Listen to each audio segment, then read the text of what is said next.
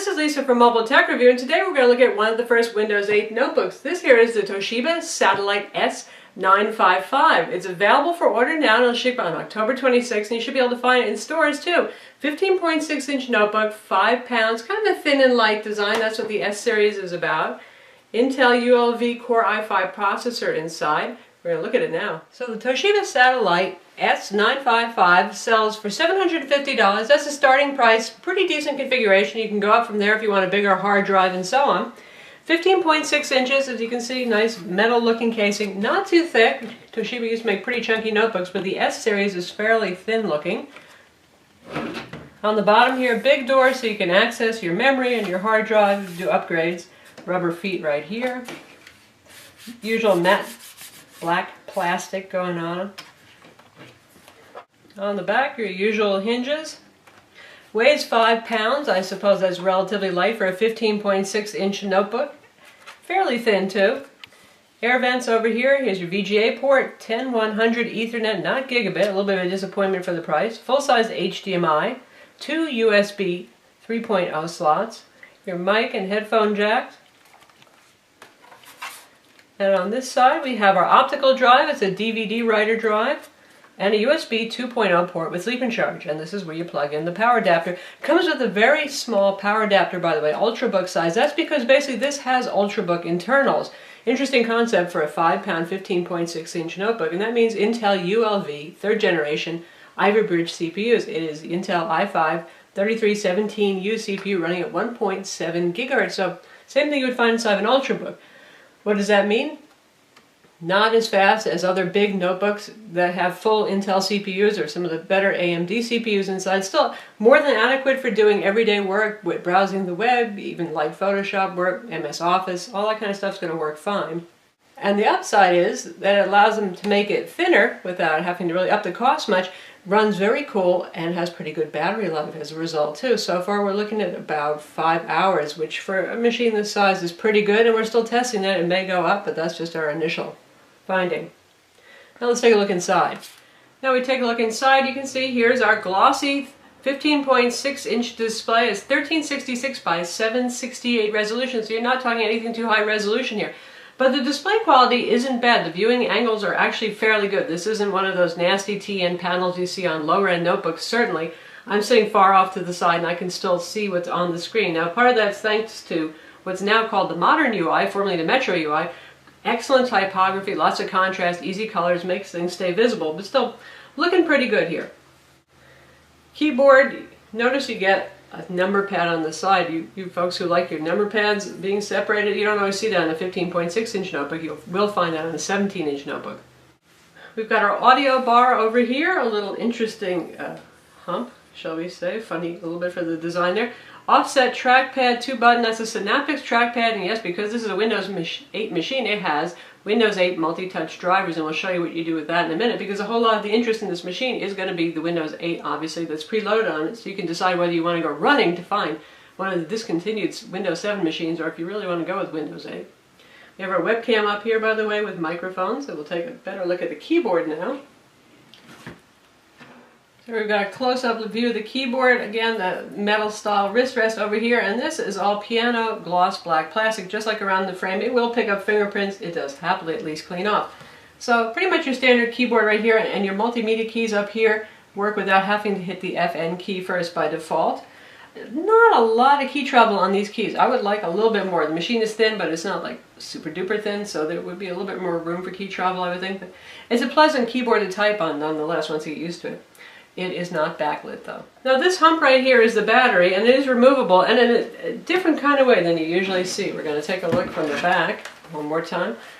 And it kind of slides in a pocket here, and here's the release switch right here, and then the battery pulls out when it's closed. So, interesting way of designing it, certainly. Our configuration of the S955 Satellite ships with a 750 gig 5400 RPM hard drive. You can go up to a terabyte hard drive. There's some variation there. It has 8 gigs of RAM, DDR3, and again that Core i5 1.7 gigahertz Ivy Bridge ULV CPU with Intel HD 4000 integrated graphics.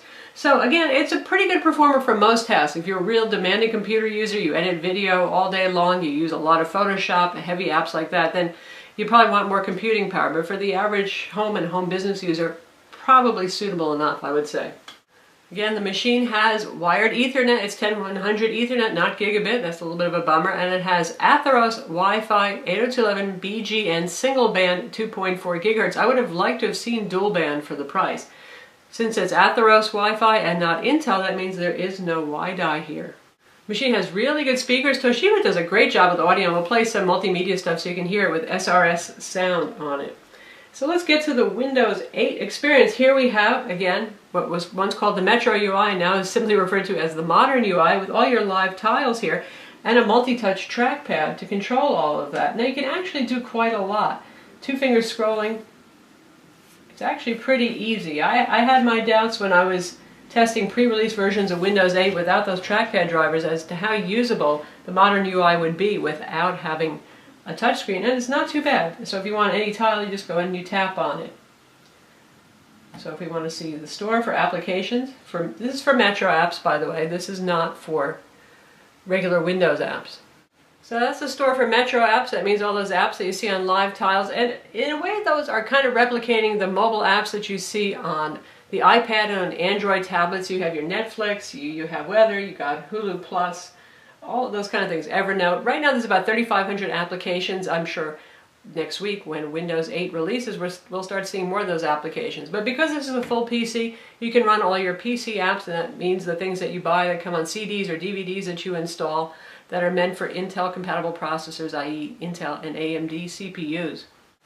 If you want to get out of an application quickly, we have the Windows key, which instead of launching the start menu, now brings you right back to this UI quickly and easily. If you want to switch between running apps, we have little hot corners right here, so you can see that that's the last thing I was using. Go back to it very quickly, and if I want to see all running apps, it takes a little more finesse here, but you bring your mouse down, and then you swipe up, and here's all the apps that I actually have running right now, and I can swap between them all, and this includes apps that I have running on the desktop UI part. So it's reasonably elegant. So say we want to take a look at weather. So it's a quick way to switch back and forth. I think this still works much better with the touchscreen, this particular way of navigating around, but it gets the job done. And if you want to get to basic settings, there's a hot corner down here. And you can see the overlay that just popped up, so you can get the settings in your start menu, and so on. But wait, there's more. Say you get a whole lot of these tiles here and you're tired of slinging back and forth to get to them. You want to make them small, you can pinch zoom. Choose the size that you like, so you can get small if you want to. And there's a whole lot of other shortcuts here. So all in all, it's a nice experience, and it's a beautiful interface. All these apps pretty much follow the modern UI guidelines, shall we say. Everything is very magazine-like. We're going to look at the sports application. Gorgeous to look at, isn't it? So you can read the lead-in article over here, or you can scroll on over and take a look at what else is going on. So we have this kind of presentation, and this is pretty pervasive across the news app, the weather app, the travel app, the sports app. If you want to see this article, just tap on it, loading it up from the network. Again, nice magazine-like presentation. So I think this is going to be fun for folks who are using it casually for consuming information, obviously. But what if you want to get some real work done? This tile over here is the desktop tile. It's the same on all Windows 8 machines. Tap that and look, aha! It looks like Windows 7, thank God, right? For those who are a little scared by this new UI. So you've got everything you had in Windows 7 here except for the start menu. Notice there's no little start menu down there. That doesn't mean you can't get to all your applications. And already there are third-party utilities like Classic Shell that bring the start menu back in case you're feeling a little bit naked here. Toshiba supplies their own little app launcher right there, for example, so you can get to all your applications. And again, you know, there's Classic Shell if you want to get that look back. And if you want to get to things like your control panels and all those features, just tap on the My Computer icon. Now this may be minimized when you get the machine like that, and you'll think, well, there's not much I can do here, is there? But you just tap on the little down arrow, and then you've got all the stuff you expect. Mapping network drives, media access, here's your control panels, uninstalling programs. Control panels, just like you know them. So not really as alien as you might think. Not too bad at all. Just fine to use. And you can see the flat look of the user interface. That's part of the new Windows 8 look. Instead of making everything all full of Chrome and 3D and all that kind of stuff, everything is very flat and very simple. which is why this can run on even much less demanding hardware like the latest Intel Atom CPUs. It's actually not too terribly painful to use those anymore. So I've got a flash drive here. You're probably wondering what happens if you use your USB peripherals, all your accessories. Well, in the case of something like a flash drive, we're going to stick it in. It's going to play a cute little Metro sound. And it's going to switch to the desktop mode automatically and give us a file browser showing us what's on the flash drive. So pretty simple, again, pretty much what you're used to. And your personal folder is all the same stuff that you know and love, my documents, my music, my pictures, my videos. Now we have a movie trailer sitting in my videos, and we're going to play that, and you can see that it's going to launch the video player in the modern UI, but you have choices. You can open this up with Windows Media Player if you want. You get that with full Windows desktop machines. But while we're looking at it, it's playing 1080p video nicely. Not a bad screen. Really nice speakers. So not terribly high resolution, but pleasing enough. Now the first time I played that file, it said you can play this with Windows Media Player, you can play it with Video Player, you can play with Toshiba's video players on board. Which one do you want to do? Thereafter, if you say I'd rather watch that with Windows Media Player, I can right-click on there and choose Open With and choose Windows Media Player. Again, you get that. You get all the stuff that you would expect from a regular Windows machine. It's only Windows RT that doesn't have Windows Media Player and the whole full suite of desktop support for Intel-compatible applications. Plays equally as well here too, so you can do it either way. And also, if you're looking for a way to get to all of your applications, if you trigger the right sidebar, which can be sometimes challenging, you have all your apps right here. So you can see everything that's on board, which is actually quite a lot. So a different way from the start menu of doing things, obviously, but there it all is. Now Toshiba does bundle some junk with this. We have a whole lot of wild tangent games on here. We have some more useful things like they have their own media player on board. Toshiba Books places their ebook stuff. You zoom out, by the way, you can see that you can actually just look at an alphabetical section of your apps to move to that section. SkyDrive is integrated in here from Microsoft for cloud sharing. We've got Bing on board, obviously. Amazon for Windows is preloaded. So we've got some stuff on here, but not overbearing amount of junk.